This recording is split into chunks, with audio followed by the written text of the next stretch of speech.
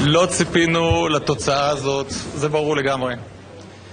יחד עם זאת, ולפני שנדבר על הזיכוי מחלקים נרחבים מכתב האישום, צריך לומר באופן ברור ולא לשכוח, אין להקל ראש בכך שאדם כל כך בכיר בחיים הציבוריים שלנו הורשע במה שהורשע.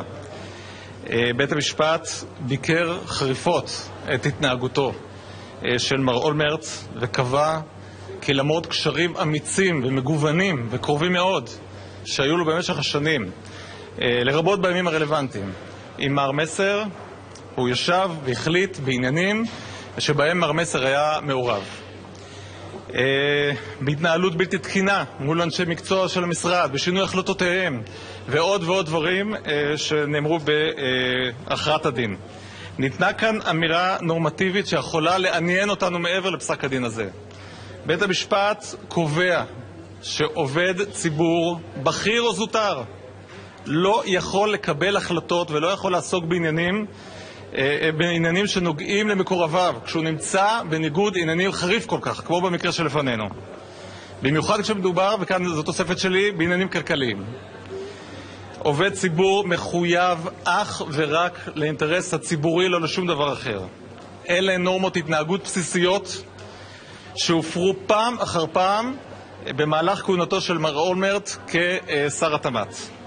מדובר בהתנהגות פסולה שאינה מתיישבת בשום אופן עם טוהר המידות. עכשיו, מר אולמרט זוכה מחלקים נרחבים מכתב האישום, וכמו שאמרתי, לא ציפינו לכך. בפרשת ראשון טורס, בזמן לימוד החומר, בחנו את השאלה, האם הוכחת המרמה יכולה להיעצר באנשי לשכתו, בגברת זקן ובגברת ריזבי רז. שאלנו את עצמנו את השאלה הזאת, ובסופו של יום הגענו למסקנה שלילית. חשבנו שבידינו ראיות מוצקות כדי להוכיח את ידיעתו של מר אולמרט על גביית הסכומים העודפים האלה. תופעה שחזרה על עצמה פעם אחר פעם. כך חשבנו. בית המשפט הנכבד, ואני לא אומר את זה מהפה ולחוץ, אנחנו מכבדים את בית המשפט, בית המשפט קבע אחרת. לא קיבל את עמדתנו. בפרשת טלנסקי נקבע על ידי בית המשפט כי מר אולמרט קיבל חלק מסכומי הכספים שיוחסו לו.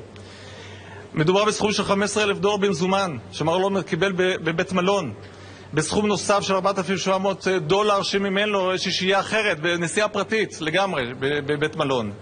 הסכומים האלה ניתנו בד בבד, ממש סמוך לימים שבהם הוציא מר אולמרט מכתבים ופנה בעל פה לאנשי אלי הון, מר תשובה ושלדון אדלסון, כדי לסייע לטלנסקי בעסקיו.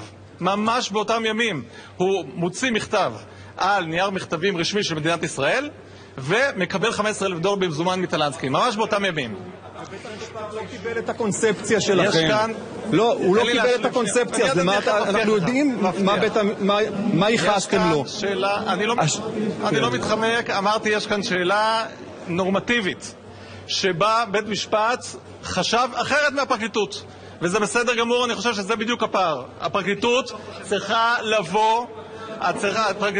לבוא, אם יהיו הפרעות אני אפסיק. הפרקליטות צריכה לבוא ולהגיד את הדברים שהיא מאמינה בהם, גם מבחינה עובדתית וגם מבחינה נורמטיבית. בית משפט, אנחנו לא בעמדת משטרה, בית משפט מפעיל את השיקול הדעת שלו וקובע מה שהוא קובע. זאת חלוקת התפקידים. אין כאן מצב מחכים לתשובה מה קורה כשהקונספציה קרסה. אנחנו יודעים שהוא קיבל ולקח, הקונספציה הייתה שזה שחיתות, הקונספציה קרסה, ואני שואל אתכם מה אתם מתכוונים לעשות, או איך זה קרה לכם, או מה לא ראיתם. לא מדובר פה בשופט אחד, מדובר פה ב3 שופטים של בית משפט מחוזי. רבותיי, יש כאן מאות עמודים שצריך לקרוא ועוד יידרש לכל. יש דבר אחד שאנחנו יודעים ללא המסמכים האלה. כן. אין ספק שהעובדות וההיסטוריה של ראש הממשלה שפרש מתפקידו מהחיים הפוליטיים כתוצאה מהגשת כתב האישום בנושא טלנסקי זוכה בפרשת טלנסקי. יש שאלה של הציבור איך אתם מתייחסים לעובדה הזאת שבעצם הוא דח על כתב אישום שממנו זוכה? לא נוח להימצא היום לאחר זיכוי חלקי, ואל תשכחו את החלק שבו הורשע הנאשם, ואם לא היינו נמצאים היום, כי בחלק מכתב אישום כולל, אז לא היו נאמרים כל הדברים האלה. הייתה הרשעה מהדהדת בפרשת מרכז ההשקעות בלבד, ואף אחד לא שואל אף שאלה כזאת. אבל אנחנו לא נמצאים שם, והיה כאן כתב אישום רחב יותר, והמצב הזה הוא בפירוש לא נוח. אבל בואו נזכור כמה דברים חשובים על ההליך הזה. מר אולמרט הועמד לדין ונשפט ככל אזרח.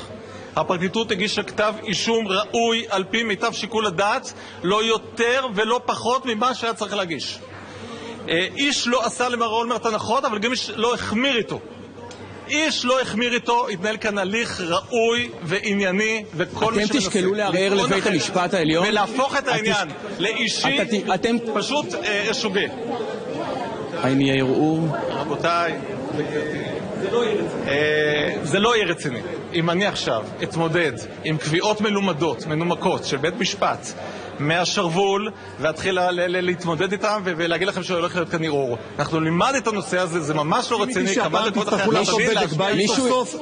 לזה אתה יכול להסכים? אני חושב שעניתי לכם בתשובות שלי. אני חושב שברגע שהוגש כתב אישום ראוי, ובכך אנחנו מאמינים, ומבוסס, ועם חומר חקירה שנקרא מכריכה לכריכה, ועל ידי ראשי המערכת, בצורה האחראית ביותר, הרצינית ביותר, הזהירה ביותר. אתן לכם דוגמה קטנה. על הפרק עמד אישום בשוחד מאותו מר טלנסקי. כי כמו ששמעתם ממני באותם ימים, היה מצב שתן וכך. והחלטנו לא. החלטנו להתאפק בנושא הזה, כי עוצמת השוחד הזאת נראתה לנו נמוכה יותר. הסתפקנו בהפרת אמונים. הייתה כאן זהירות בשקילת הדברים. עכשיו, רבותיי, יש כאן מצב של בית משפט שחושב אחרת מהפרקליטות. זה לא דבר נדיר, אנחנו מגישים אלפי תיקים בכל הארץ, והתוצאה הזאת אפשרית. שוקל התפטרות?